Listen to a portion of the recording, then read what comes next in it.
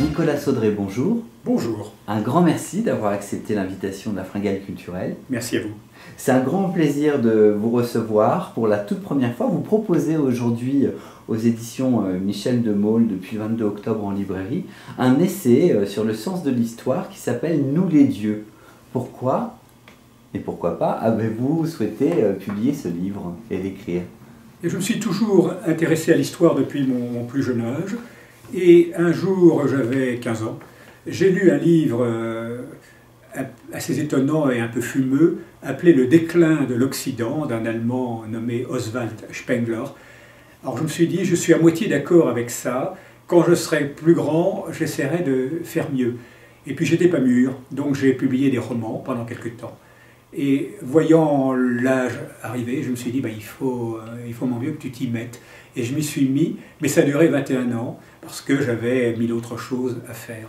Alors c'est vraiment un projet qui s'est dessiné dans la longévité. Hein. Tout à fait. C'est l'œuvre d'une vie. Ouais.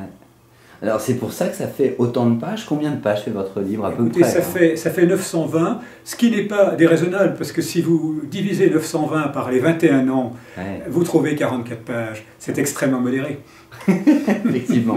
Comment avez-vous construit cet essai? Il est en 5 parties. Alors mon livre ne se résume pas facilement, parce que c'est un bouquet d'idées. Donc je crois être obligé de parler des 5 parties l'une après l'autre. Alors la première partie, c'est la préhistoire au sens large, et je me pose la question, est-ce que l'homme, avec son beau cerveau, est vraiment le fils de la sélection naturelle, comme on nous le dit? Et bien que n'étant pas scientifique, je raisonne en bon sens, je dis non. La sélection naturelle est pour une petite part dans notre destin fabuleux, et bien pour le reste, ça ne peut s'expliquer que par une force un peu aveugle qui, depuis l'origine du monde, pousse à la complication. Alors l'évolution humaine s'est arrêtée, mais elle se poursuit sous forme d'évolution des sociétés. La société où nous vivons devient chaque jour un peu plus compliquée, chaque jour un peu plus incompréhensible.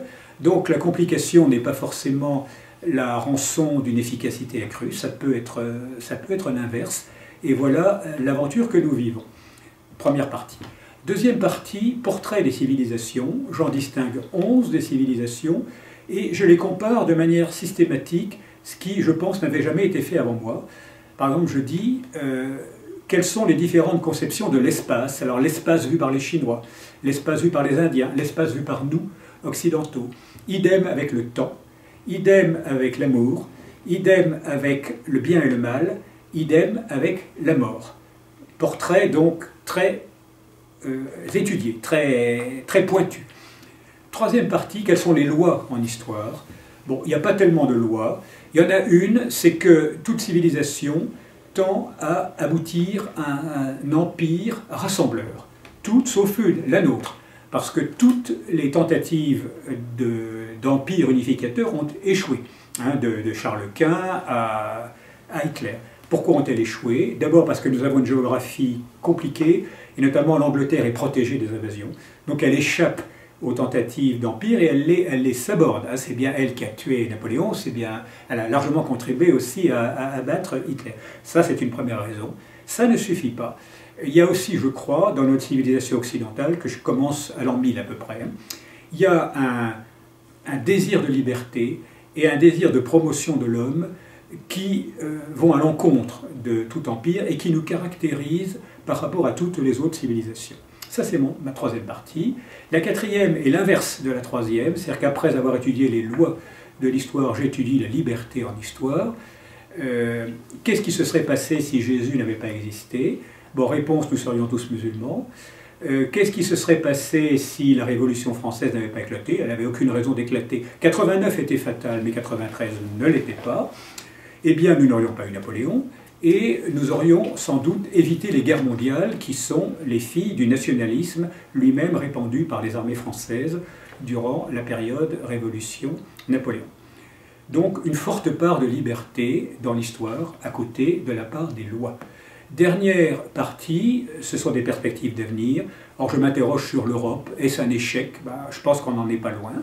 Bon, l'islam, est-ce que c'est vraiment un danger? Je réponds oui et non, parce que les musulmans sont extrêmement divisés. Et puis, qu'est-ce qui va arriver avec le climat? Réponse, nous allons nous réchauffer, c'est inévitable. Ensuite, nous allons nous refroidir, c'est programmé. Et enfin, nous allons nous réchauffer à nouveau, mais ça sera dans très longtemps, quand le Soleil va commencer à se dilater. Donc nous serons tous grillés. Pourrons-nous, si nous existons encore à l'époque, pourrons-nous nous évader sur une autre planète? Ma réponse non, parce que les planètes comparables à la Terre sont beaucoup trop loin. Elles sont à plusieurs milliers d'années-lumière.